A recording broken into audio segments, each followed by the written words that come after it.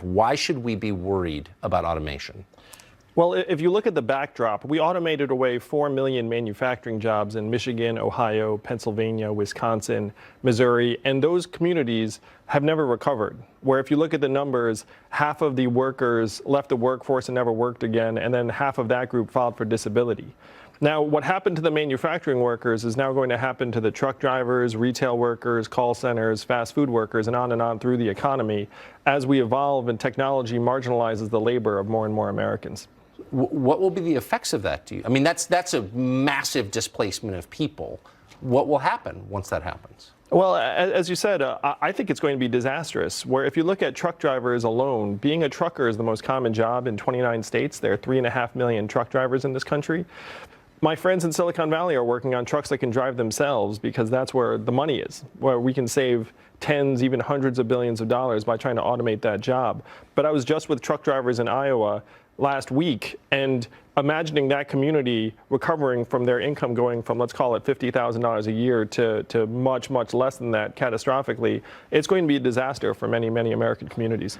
My question is, do we have to sit passively back and let this happen to the country? Well, that's why I'm running for president, Tucker, is I think it would be insane to just sit back and watch this automation wave overtake our communities and our economy. So we're not ostriches. We can get our heads up out of the sand and say, look, we get it. You know, robot trucks, great for GDP, terrible for many, many American communities. So we need to get with the program and figure out how to actually make this economy work for people. I sit with my jaw open. I agree with you so strongly.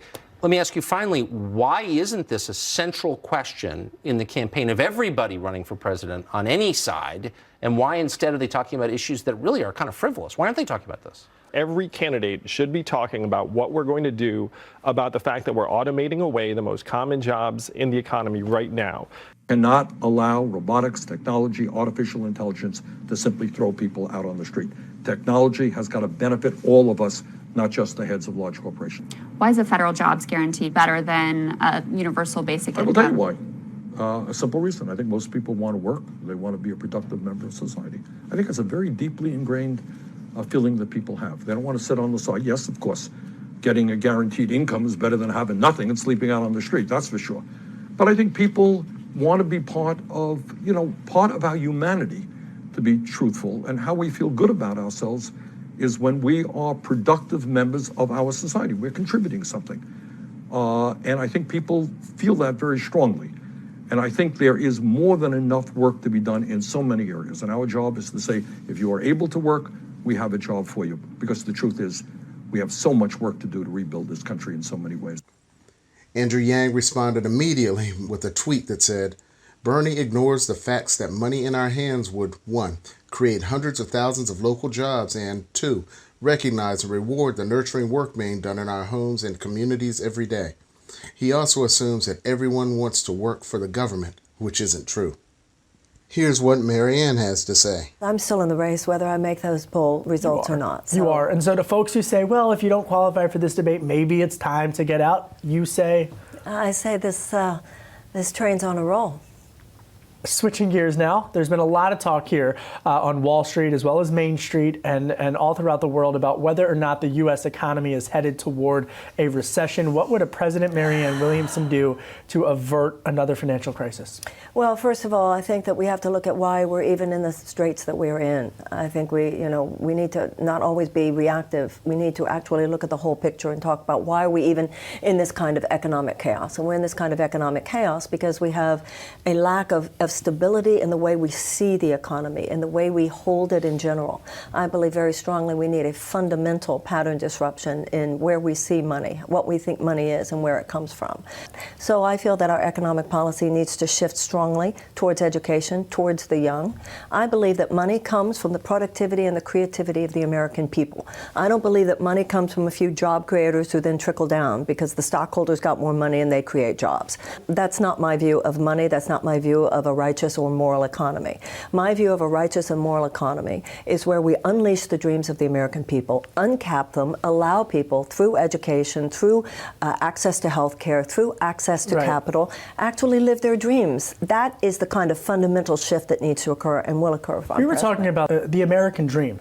Do you consider yourself a capitalist? Well, yes, I have an experience of the upside of capitalism. The problem in America is not that some people can create wealth. The problem in America today is that not enough people can create wealth. Righteous people don't want to feel that they make money at the expense of other people having a chance to. That's the problem today. If you're in the club in America, if you've made it, this is a great place to be. The problem today is that not enough people can get into the club. That is the conversation today. Why is that? Why is that? Because over the last 40 years, we have transferred the availability and advocacy for wealth creation into the hands of very, very few of our people. So that 1% today of Americans own more wealth than the bottom 90%, the greatest wealth inequality in almost 100 years. This is changing, though. You have the Business Roundtable conversation that came out the other day. This idea that short-term profit maximization for huge multinational corporate entities should be given greater advocacy by the U.S. government than the health and well-being of the American people. That's got to stop. All right, I've got two more quick topics Okay. I want to hit on. Earlier today, you were at the African American U.S. Chamber of Commerce talking about policy issues like reparations. What do you say to skeptics of reparations? Why is it important for there to be some type of commission to discuss this nationally? Well, because anything in your life, whether it's your economy or anything else, you've got to go back to your principles.